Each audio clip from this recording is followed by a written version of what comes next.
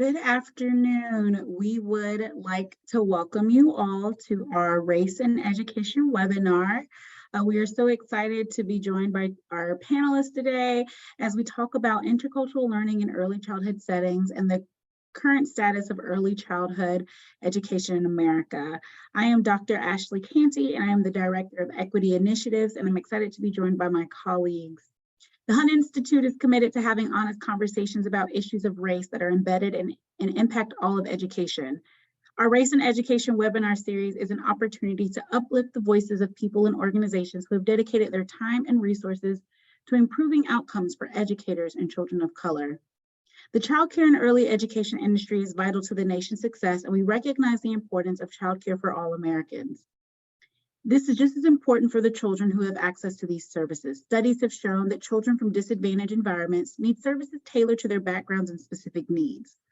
Additionally, as America continues to become a highly multicultural nation, it is important that schools establish curriculum for culturally and linguistically diverse learners and their counterparts. For many children, their enrollment in an early childhood service represents a first step into their education. Today's panelists will highlight the importance of this issue and recommendations for policymakers on how it can be addressed. I will thank my panelists for being here today and also ask them to introduce themselves. So we will start with Dr. Austin.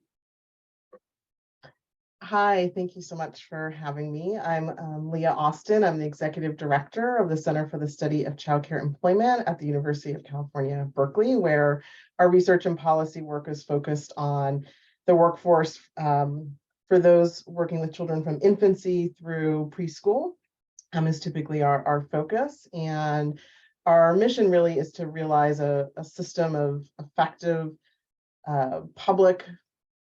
publicly funded early care and education system in which the early educators themselves are centered in that, and that provides them with the conditions and economic justice and dignity for doing the work that they do. Glad to be here. Thank you so much for joining us. I'll ask our next panelist, Alyssa, to introduce herself. Hi, good morning or good afternoon, I guess, at this point. My name is Alyssa Pembe. I'm the Managing Director for Early Learning at the National Association for the Education of Young Children, NAEYC. We are a membership organization, professional membership organization for early childhood educators.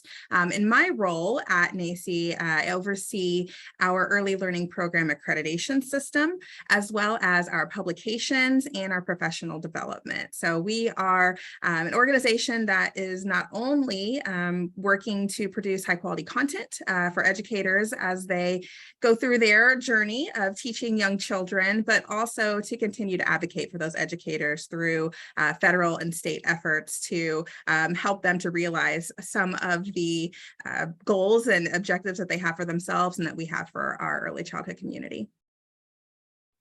Great, thank you both so much for being here with us today. We will start with our opening question, and we will start with you, Dr. Austin. Could you start our conversation by explaining what role you think intercultural learning has in young children's development and what this term means to you? Yes, and again, just really thank you for inviting me to this discussion. Given our work here at the Center for the Study of Childcare Employment, that given that we focus on the experiences, the conditions, and the well-being of the ECE workforce and the systems that support or potentially undermine them, I'm really looking at this question of intercultural learning to understand the systems level implications and the relationship between what happens in systems and the interaction then with individual educators. So on the face of it, intercultural learning can mean that it's learning that's taking place between and derived from different cultures. But it really should be a process of not just learning about or with and from those across cultures, but creating a disposition or a default stance in which one approaches people, communities, and circumstances with curiosity, with an openness to sharing and learning, and to having one's own thinking and doing shift it, and doing that really with an awareness of your own and an assessment of your own biases that you're bringing with you. So in other words, it's not just about acquiring knowledge, but developing a way of knowing and being and interacting. And in the context of children's development, if we want children to develop these ways of knowing and being and interacting in the world that then facilitates their ability to develop relationships and acquire knowledge across cultures that promote inclusion and cultural responsiveness, then we have to actually provide the environments that mirror this, right?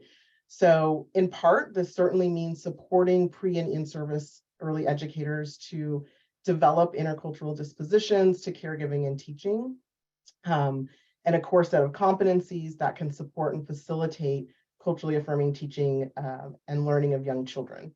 So these are really important goals to establish and invest in, but I want us to also be really careful about not setting up our early care and education workforce for failure by only addressing those inputs, right? Like training and education, without the infrastructure and the systems in which they're working. And, too often, I think we observe that our quality improvement initiatives focus largely on the inputs into the workforce, training, professional development, things that are intended to change behavior or change their practices, with much less attention to changing the structures and conditions in which educators work and children learn. So, we can't meaningfully address and bring about intercultural learning without having that reflected in our systems. And so that means taking on the racist and inequitable structures in which teaching and learning is taking place in many places. It's the reality, for example, if we look at center-based settings, that white teachers, white staff are much more likely to be working as directors and teachers than they are as assistants, while women of color are more likely to be working in those assistant roles. This signals clearly that there's inequities in access to opportunities for higher status and higher paying jobs. It's also the reality that Black educators are more likely than their peers to be working with infants and toddlers, and for infant and toddler teachers to be paid less than their peers working with older children. And it's the reality that our family childcare providers, most of whom are women of color, have really experienced some of the harshest economic conditions among the workforce, certainly since the onset of the pandemic and prior to that as well. It's also the reality when we look at discipline practices, definitions of quality, and typical or expected behaviors, that they're often defined in ways that invalidate home and community culture of many children, their families, and educators as well. So all of that really prompts me to ask that, even if we're able to look at an individual teacher and see that in her classroom or family childcare home, she is working to create a culturally affirming environment. What does that mean, though, if children are routinely observing these hierarchies in their learning spaces? If this is what they're observing and their experiences on a daily basis. So these are inequities that run really deep, can't always be just observed in the classroom, and require really careful interrogation. So, for example, who's designing intercultural competencies? Who are they designed for? Who has access to engage in related education and training? How are the racial inequities that we see in staffing hierarchies further reflected in other jobs and decision-making roles and power in the sector? Are early educators provided with the learning opportunities and the working conditions and compensation to match the expectations that we're placing on them? So all of this, I think, to say that intercultural learning should not be approached in a vacuum or understood solely in the context of the relationship between the teacher and children in her classroom or family childcare home, but also in the context of our broader structures, our policies, and decision-making that are influencing teaching and learning.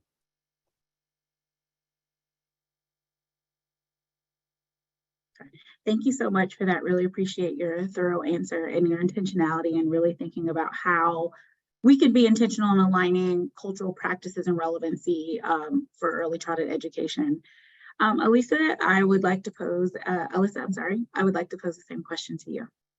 Yeah, thanks. Thanks for having me today, and thanks for coming up with these really thought-provoking questions for us to respond to. And I think Dr. Austin did an amazing job at talking about the systemic level where all of this really, that's where the change can most directly come from. And so I think what I'd like to do is take a little bit of time talking about what this looks like in a classroom, in a program, that experiences all those systemic issues that she very wonderfully articulated. And I just would say some of those issues around teachers and their ability to access resources and navigate a career ladder. That's some of my research that I'm doing right now as a doctoral student. And so I think that there's a lot of work to be done in how we address the inequities that keep teachers in places where they don't have the ability to grow and move forward in their career the way they should be able to, especially Black and brown women. But for those that are here and looking to increase their understanding of how to support all young children in the classroom, I think that that's where we really focus a lot of our energies here at NACCE. We've been talking about this idea of intercultural learning, which I think we more often talk about it in the terms of equitable learning or anti-bias education. We've been talking about this for a long time. In the 1980s was when the first edition of the anti-bias curriculum was published. And since that time, we've continued to talk about what does it mean for an educator to support young children equitably in their classroom. And we know that that starts with themselves. An educator has to first understand how they both act within the context of systemic oppression, whether they contribute to that or they're being affected by that. They have to understand their place in that system and how they can better understand those systems in order to support the children in their classrooms. Here at NACCE, we've invested hours and hours of time leading into this topic because we know that it is important for young children. In our advancing equity statement, we come out strong saying that we firmly believe that all children have the right to equitable learning opportunities that enable them to achieve their full potential as engaged learners and valued members of society. So in order to make this vision a reality, we continue to work on resources to help educators, thinking about how they can take really concrete examples of supporting young children as individuals, both individuals in their classroom, individuals in their communities, but also understanding more broadly what families and communities are bringing into the classroom, the value that they bring to the classroom, the information that they bring that might be different from where that educator has had experience. And so, one of the things that we really consider and think about is the reality that early education classrooms tend to be very segregated. And so certain groups of children are getting one experience and other groups of children are getting a different experience. And so when an educator really understands the need for them to be able to think about equity, whether they are working in a classroom of all white children or a classroom, a multiracial classroom, they have to be able to understand how they can bring those concepts into that classroom in a way that both honors the experiences of the children in the classroom, but also pushes. Our anti-bias curriculum talks a lot about windows and mirrors. And so where are we offering children an opportunity to see themselves reflected, but also giving them an opportunity to see what's happening outside of their experience? And I think where we can start with that is for that teacher to have some windows and mirrors in their lives too, to both be able to see where they fit in this larger context, where they see themselves as a part of a group, as a part of a community, and where they also need to grow because it's an experience that's different than theirs. In the session description, you all shared that by 2027, there will be a 14% increase in BIPOC students. And I think, unfortunately, what the statistic does not capture is the percentage of BIPOC children that are currently in our system and the many ways that educators are both working diligently to support their cultural and linguistic needs, but also how far we have to go for that to be, the thing that happens across the board in all classrooms. And so how can we continue to support them in that way? Thank you so much for that, for both of you, for responding to that. It's really exciting to hear some of the context behind the work that you all do, the windows and mirrors, and it's also really interesting the parallels between early childhood and intercultural education to that of our K-12 system, and how, some of those concerns and issues are nuanced based on community identity, and really thinking about how we know ourselves as educators in this space. Alyssa, our next question is for you. In your role at the National Association for the Education of Young Children, which has an extensive membership of early childhood professionals and has been instrumental in uplifting provider voices, could you share with our participants today a brief overview of the national childcare landscape, specifically concerning intercultural learning? Sure, thanks. One of the things that we know about childcare and the early learning community in this country is that it plays an essential role for families and for our economy. And yet, this field and the more than 2 million early childhood professionals who sustain it are in the midst of a crisis unlike any other our sector has faced. I hear consistently from directors of NACCE accredited programs, our NACCE members, and various colleagues that staffing shortages caused by low compensation are leading to supply shortages.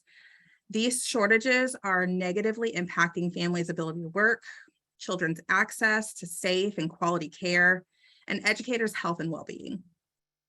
But this isn't exclusively anecdotal.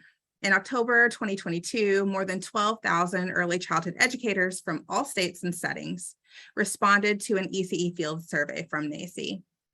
Nearly half of the respondents working in childcare centers indicated that their programs are serving fewer children than they would like to be serving. And I see this every day when I walk into programs and I visit them, and I see the empty classrooms that are waiting for children, ready and waiting for children that just can't actualize that desire. And the most common reason, according to 70% of respondents, is they don't have enough staff because compensation is too low for recruitment and retention. Across the board, this is alarming. Yet when we further analyze the data, we learned that 37% of respondents who identified as family childcare providers and 44% of respondents in minority-owned businesses are considering leaving the field. So not only do we not have the teachers today to be able to staff the programs and care for the children that are out in the world waiting for education, we also don't have a pipeline to be able to bring new teachers in, because as quickly as they're leaving, we don't have the people to replace them. This is a threat that will not only deepen the supply, quality, and affordability crisis in the immediate and long term, but it's also going to have significant implications for the future demographic makeup of our profession, and thus who is facilitating, leading, and modeling intercultural learning. Thank you so much for that. That's so helpful as we continue on in our conversation to have the framing of the landscape of this work, and the way that your organization is adding to it. Dr. Austin, our next question is for you. With your extensive background in early childhood and now as the Executive Director for the Center for the Study of Childcare Employment, could you provide an overview of the experiences of childcare workforce across the nation and how intercultural learning has factored into the preparation of those that are entering the profession? Yes, and again, I think I'll pull out a little bit and talk about the workforce as a whole in some of our systems. And I want to start, or I guess initially respond to this question by just reminding us a little bit about who our early educators are. They are a very experienced and educated workforce, right? More than half of home-based providers and a third of lead teachers who are working in childcare centers have 16 or more years of experience doing this work. They're highly knowledgeable about their craft. 3/4 of the workforce, early childhood workforce as a whole, have participated in some college. Among center-based teaching staff, 30% have earned a bachelor's degree or higher and 18% an associate degree. Among home-based providers, nearly 20% have earned a bachelor's degree or higher and 20% have earned an associate's degree. And so it's in that context of all of this education experience that folks are bringing to this work that we have these conditions that are undermining their ability to thrive, really, right? With incredibly low wages, high rates of poverty, many barriers that make it difficult to participate in ongoing education and training.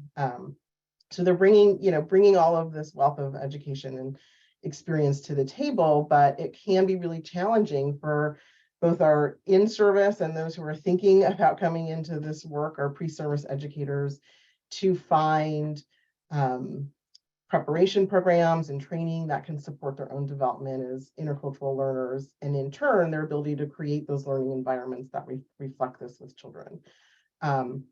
I'm hoping, and I'm sure some of my colleagues with organizations like Riser and Black Californians United for ECE and the Children's Equity Project can offer some examples, in addition to some that Alyssa has talked about, of places that maybe specific places that are making progress or leading in creating equitable and culturally informing learning spaces, right? By really drawing upon that expertise that early educators themselves are bringing and foregrounding the well-being of those who are really furthest from opportunity.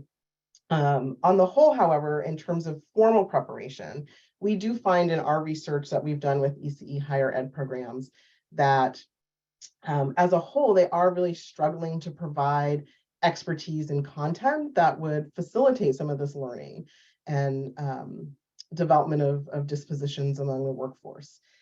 Here at CSCCE, we've conducted higher ed studies of early childhood degree programs in 15 states at this point.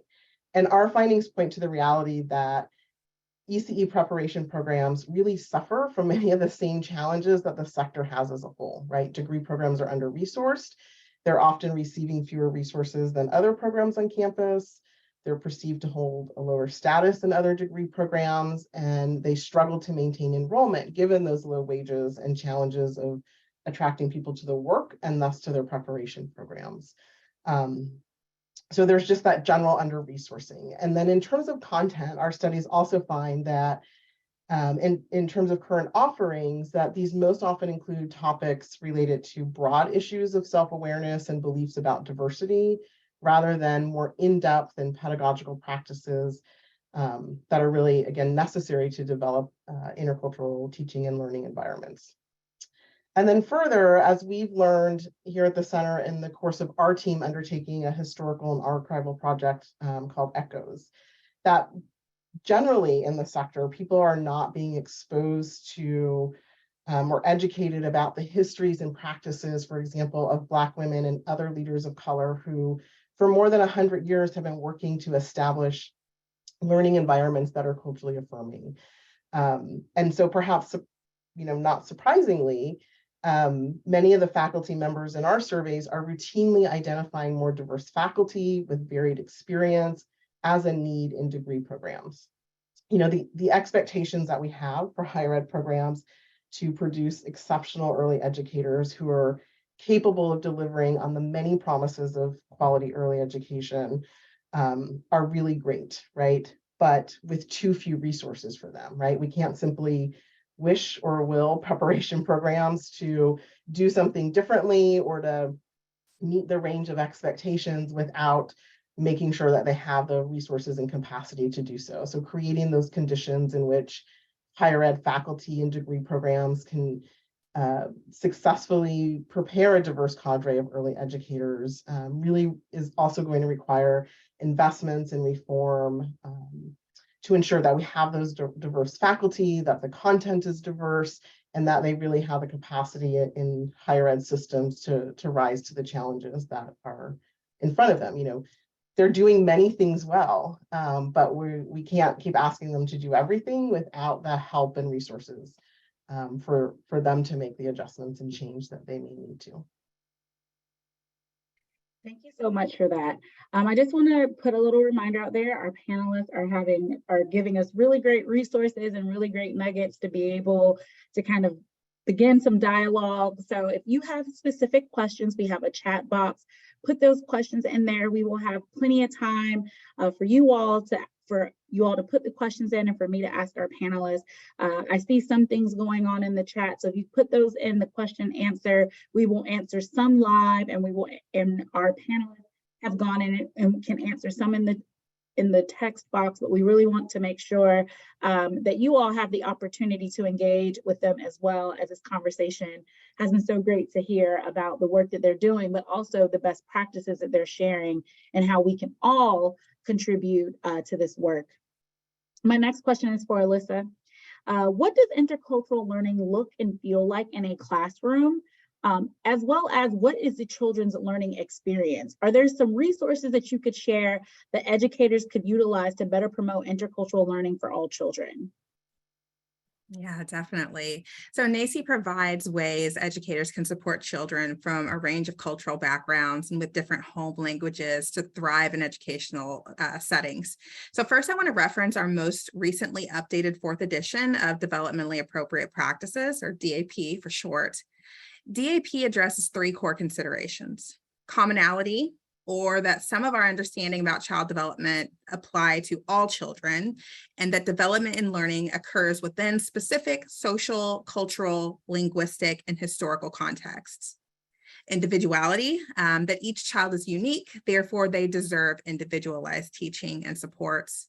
And finally, context. Context matters when you're working with young children. When educators can frame their work using the 3 core considerations, they have a foundation which they can build effective, equitable teaching from. So one example of what this could look like in a classroom comes from Dr. Brian Wright in a 2019 edition of NACCE's journal, Young Children. In the article, Black Boys Matter: Strategies for a Culturally Responsive Classroom, Dr. Wright details focused, actionable strategies that educators can use in their classroom to support Black boys, like intentionally selecting books that reflect the rich history of Black Americans and lift Black boys up in particular. The important thing to understand is that by offering materials and activities that highlight one group, you're providing the opportunity for the rest of the children to learn and grow. Strong educators use what they know about the children in their classroom to provide interesting, meaningful experiences that engage the group and make room for authentic opportunities to learn about each other. I think that's where this really kind of comes together for me, is that idea of authenticity, that it's more than just putting activities on a lesson plan. It's about really understanding the children, the families, the community that you're working with, and being able to offer things that are intentional and meaningful to those people. And then being able to offer that experience to children that maybe are from different communities.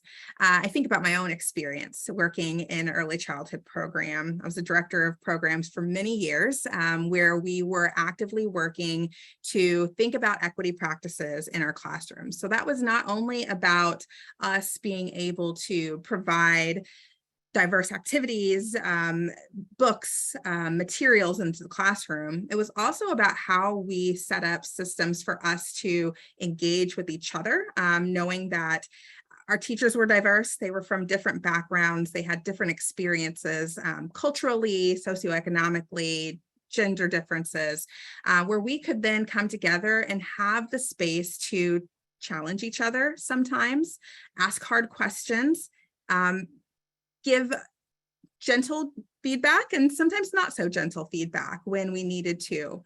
But at the end of the day, the center of all of that work was the child and their family. And how could we figure out what we needed to know about that family from that family? They were the experts about their own experience. And how could we lift that voice up in our classrooms? And so we continued this. It's a process. It's not something that you're able to, create a lesson plan and you've done it. You can check it off the list. It's something that is ongoing, that is, you're going to learn every day. You will make mistakes. You'll correct those mistakes. You'll apologize for any harm that you might cause, and you're going to do better. And so understanding that there's many layers to all of this. And that's where I think our developmentally appropriate practices can be such a great resource for educators as they're considering how they might engage in this sort of work, either for the first time in many cases, or how they can continue to grow their own understanding of early childhood practices and continue to expand the work that they're doing in the classroom. But it's about understanding that context matters. When we ask if something is developmentally appropriate, oftentimes the answer is it depends. And the only way we're going to know the answer to that question is we know the people that are involved and the context they're involved in really intimately. So I just encourage all of our participants today to visit our website, www.naeyc.org. I'll put it in the chat. We're going to find a variety of resources that focus on supporting young children and creating equitable early learning environments. Definitely encourage folks to check out the 4th edition of Developmentally Appropriate Practices, which truly is the cornerstone for teaching in our early childhood context. I also have a list of articles, NAEYC articles, that I think are really relevant to this topic that I can drop in the chat. Wonderful. Thank you so much. And I appreciate the resources that both of our panelists are sharing and the conversation that's happening in the chat about our topic today. This question is for Dr. Austin. Earlier this month, the New Mexico Early Childhood Education and Care Department announced $7 million in endowment grants aimed at strengthening the state's pipeline for a diverse early childhood workforce. How will this have an impact on academic outcomes for students of different socioeconomic backgrounds? What impact will this have on students of different racial backgrounds? Well, first, I just want to say every time I hear something coming out of New Mexico, I'm always like, I'm moving to New Mexico here in California. And they're just, I don't know, I just keep, every time I turn around, they just seem to be doing really great work. And someone had just dropped in the chat, I'm sorry, I can't see whose name it is at the moment, but, saying that intercultural learning, reminding us that it's a process, it's not an event. And I think, that's part of what I appreciate from the work in New Mexico, that I really do think that across their systems, they are really thinking about and engaging with educators, engaging with parents, across the workforce to really inform their policies and their decision making. They're being informed by community, right? By folks who they're engaged with, they're learning from, they're learning with. Not as a single one thing that they're doing and checking a box and moving on. And so I think when we look at their most recent initiative, I think there's several aspects that I want to call attention to that I think inspire some meaningful change. So they're very clear about their intent to develop a more racially and ethnically diverse and multilingual workforce to participate in education and training, right? So they are working and going to be doing more work to remove many of the barriers that have been found to undermine success in higher education, right? They really want to make sure they're creating the conditions, certainly providing resources, financial scholarships, financial aid to make sure people can engage is an important barrier to remove. There are also a whole other set of conditions that have to be addressed in higher ed systems, right? These are, and in other training settings, these are systems that have historically been designed in ways that undermine participation and successful completion among those who are dual language learners, who are first generation students, who are people of color, who are working, who are parents. Like, that is the makeup of our workforce, right? And really being intentional about creating the conditions for early educators to thrive and be successful in education and training settings. They also intend to recruit diverse and multilingual faculty. So as we were talking earlier about that importance of the link between faculty and who's teaching, what's being taught is really important. So recruiting and expanding their faculty to reflect the workforce that they're aiming to support. There has been plenty of research that documents that more diverse faculty is associated with more diverse content. So you really can see the through lines between their systemic changes, right? More diverse faculty generating more diversity of content delivered to a diverse workforce who can see themselves and a wider range of others reflected in the content that they're exposed to. Then really builds that capacity for educators to be responsive to a diverse group of children in ECE settings. Doing all that ultimately, unless teaching and caring for young children, though, becomes a good job, all of that goes out the window, right? We see it in the job shortage numbers. We have almost 80,000 fewer jobs today than we did in February 2020. So we have to make these good jobs. And so New Mexico is also working to invest in changing the jobs themselves. They've made several payments to their workforce since the onset of the pandemic. They've made changes to their reimbursement rate levels and systems to move closer to a true cost of care. Now they're funding $3 an hour raises for their ECE workforce. And importantly, in doing all of this, they're also very explicit in naming that this is really about a down payment on change. It's not their final payment on reform. So they understand that the investments they're making now are really important and that there's more that has to be done. So again, I think thinking about the role of systems and systems needing to reflect the capacity for engaging with diverse audiences to be reflected in their own staffing and leadership in many ways. Just really, I think we see that playing out playing out in New Mexico. And actually, there was a really great article today. I'll drop in the chat here. I think it just came out this morning. Our communications director here shared it with us, but it's about New Mexico workforce advocacy and really who has been leading advocacy with early educators themselves, particularly Latina educators in New Mexico, who are leading change and who are engaged with state leaders. And I think we really do see this then play out in meaningful systemic changes. Thank you so much for that. I have a follow-up question for you. As we think about, what's happening and what's happening now, could you compare today's early childhood systems with those that are from the last 10 to 20 years? What are the lessons that we can learn, and how have the roles for educators changed? Oh gosh, such a really great question.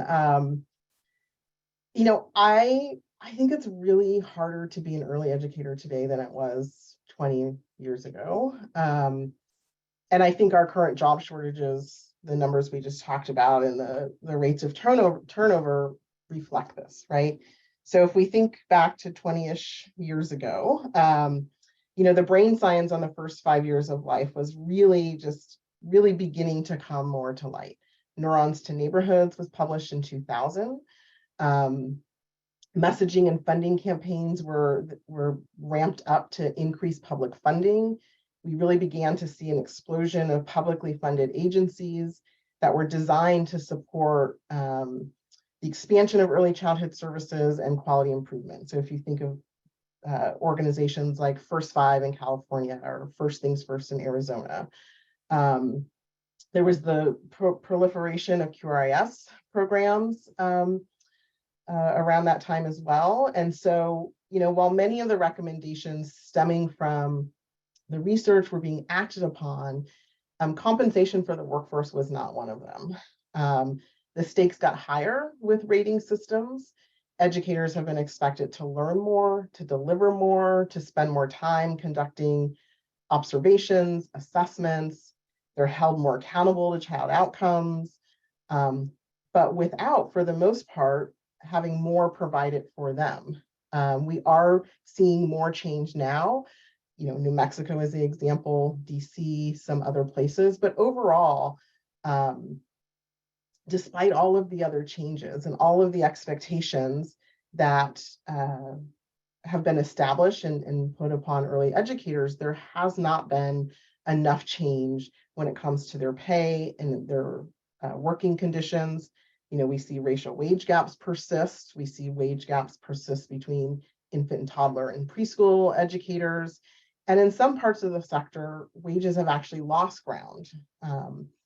So, teaching and caring for young children can be really transformative for both educators and for children, but to realize and sustain transformation across the mixed delivery system, we really have to break these enduring inequities that have been characterized by poor pay and poor working conditions, by racial disparities, and by insufficient funding. So, we kind of have these tracks of change that we've seen over the past couple of decades where there's more attention, there's more resources. Certainly with the crisis of COVID, people are talking about early childhood and in a different way, and are talking about the workforce in a different way. So I think that may signal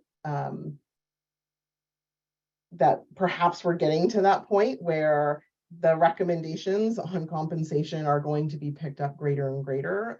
We can look to places like New Mexico and again, DC and pockets in other communities to see what they're doing, to see how they're making investments in the workforce so that they can meet all of the expectations that are being laid out. But first having, they have to have their own needs, their own basic needs met in order to do so. So we have a misalignment between what we expect and the change in investments for educators themselves that have come along. Great, thank you for that. That was very helpful. I believe we have some questions from the chat. There was one here.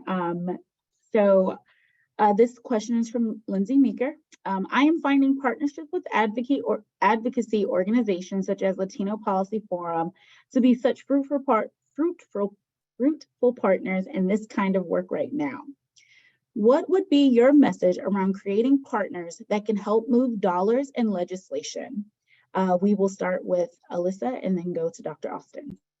I would definitely raise up our NACCE affiliates as great partners across most of the 50 states.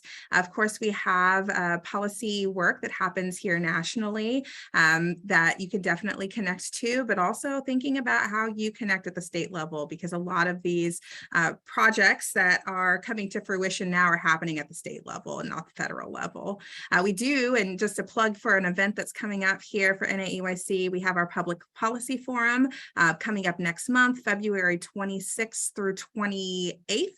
It's here locally in the DC area. There will also be a virtual component. You can do a virtual only registration where you're going to be able to come, learn a little bit about some of the policy work that's happening both at a state and a national level, and get some ideas for how you can continue to push that work in your own communities, as well as make some connections with some of the folks that I'm lifting up right now, our state affiliate leaders and other advocates throughout the country.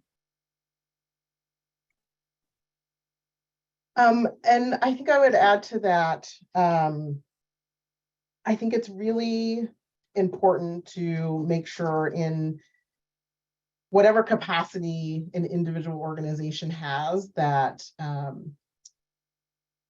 educators are really centered, that members of the workforce are centered in advocacy, in informing policy, and helping to think about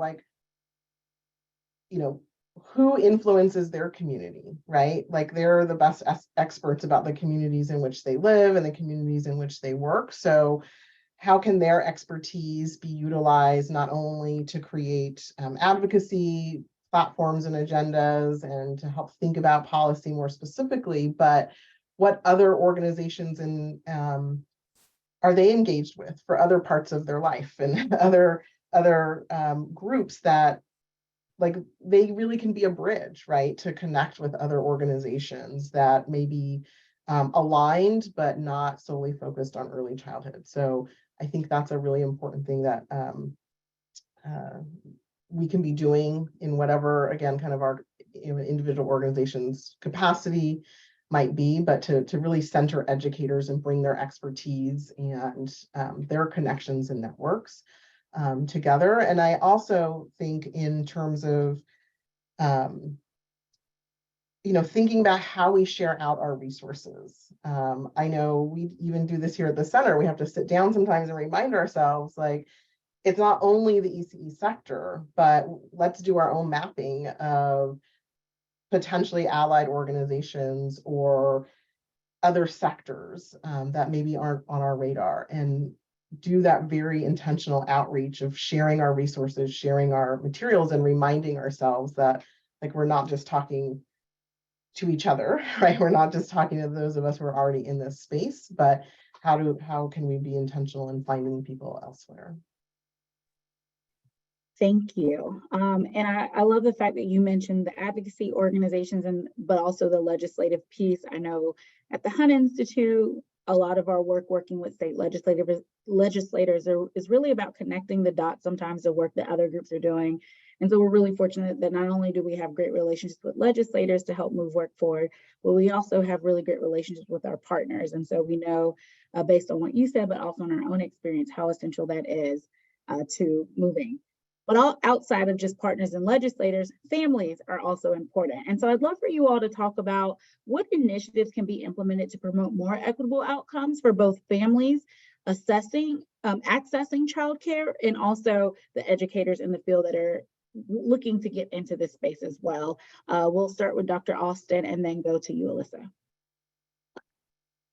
Thank you. I'm so glad you asked that question. And I will put that link to New Mexico in here. I just have to go grab it. I thought I had it in front of me. But I think, again, New Mexico is a place we can look to for examples. Some of their advocacy, a lot of their advocacy has been in coordination with educators and families, developing, shared, coming together in a shared coalition, developing shared learnings and a shared understanding of how the existing systems impact each of them, and how they can develop a shared agenda together, right? I think part of what we experience and what we're always grappling with is, like, we have a system, because it's so under-resourced, is essentially pitting people against each other, right? We've got families who often we're talking about the impact really heavily on moms, right? We know so much. There's been so much discussion that, people are realizing this suddenly, I don't know, during the pandemic, right? Just how much of an impact childcare or lack thereof has, especially on mothers. So we have parents, we have mothers in particular who need resources for childcare, can't afford it. Educators and programs who need more resources. And so those two things often get pitted against each other. And so we have to develop strategies where we really are, like, developing shared learning first, right? I think in my experience, it's like we're going to jump to a shared agenda, and that just doesn't work because we haven't developed the shared learning and understanding of, like, what the challenges are and how we can unpack those in a way to see and identify those shared points of interest. And then we get to the shared platforms, but we have to really unpack the inequities and the harm that's being inflicted on families and educators all around, so that people can see that about each other, right? And then recognize where they have an alliance.